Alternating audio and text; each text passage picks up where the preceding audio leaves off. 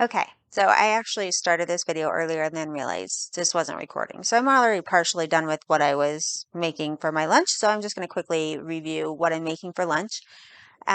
This is a super, super simple lunch, really, really fast. And I just wanted people to see because a lot of times I get this feeling that people think that I cook these really elaborate meals for every meal of the day. And quite honestly, that's the rarity. Very rare. I do very simple. And I just feel like I want to show that to people more and just be like, look, this is so simple. You don't have to worry about this being hard at all. So for lunch today, I have 6 ounces of navy beans and 4 ounces of bulgur wheat that I pulled out of my freezer. So if you've listened to me at all, you know I always cook in big batches of beans and grains, and I have them in individual servings baggies in my freezer. I actually have a pot of black beans on the stove right now that are just soaking, waiting to be cooked.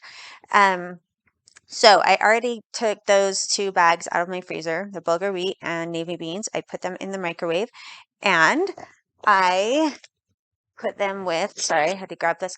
I put them with some of this butternut squash soup that I love. It's like almost all vegetables. And so I count this as part of my vegetable serving. Right now, I have 10 ounces of vegetables that I eat with my lunch. And so I had 7.6 ounces left of this. So I poured that in with the beans and the greens, and those are in the microwave right now, just heating up. So I did that, but I still needed 2.4 ounces more vegetables. So I've got some cucumber slices that I sliced up here with my favorite kitchen tool, my crinkle cutter. Okay, this is done.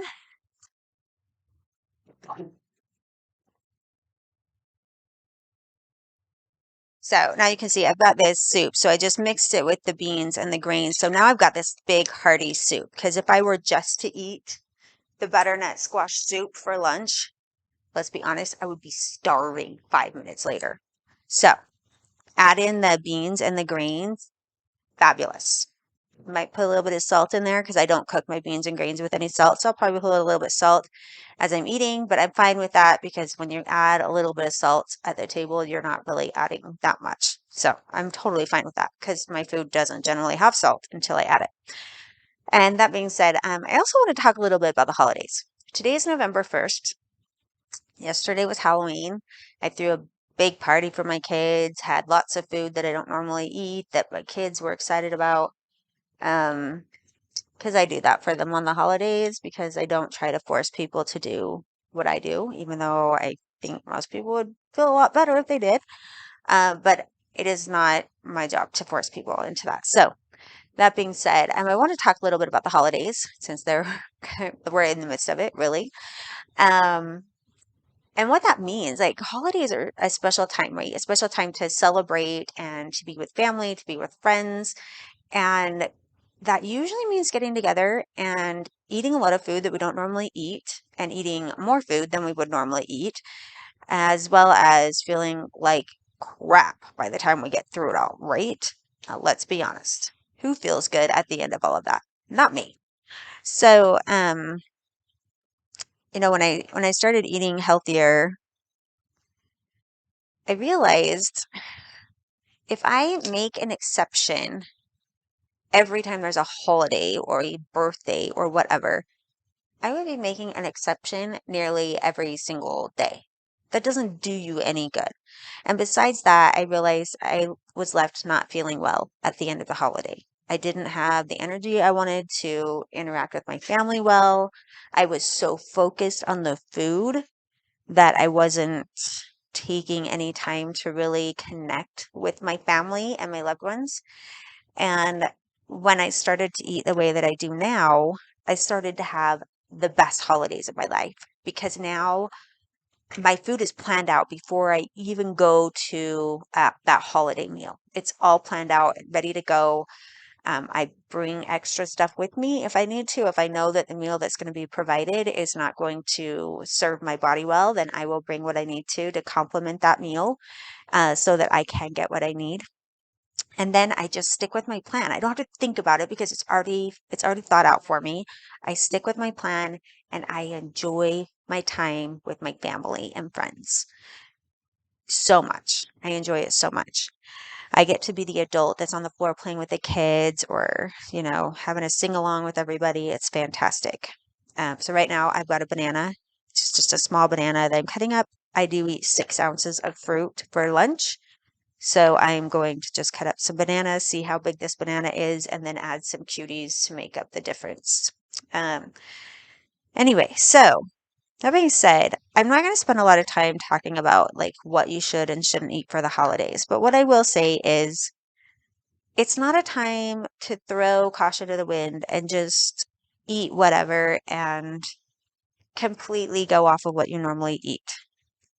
But I understand that desire and, the tradition of having some special foods.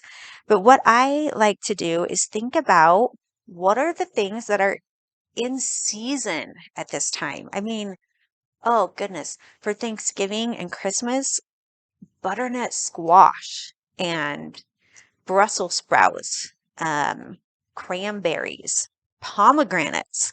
One of my favorite salads to do for my fruit for the holidays is to do pomegranates and banana with a little bit of lime zest and lime juice thrown in. So good.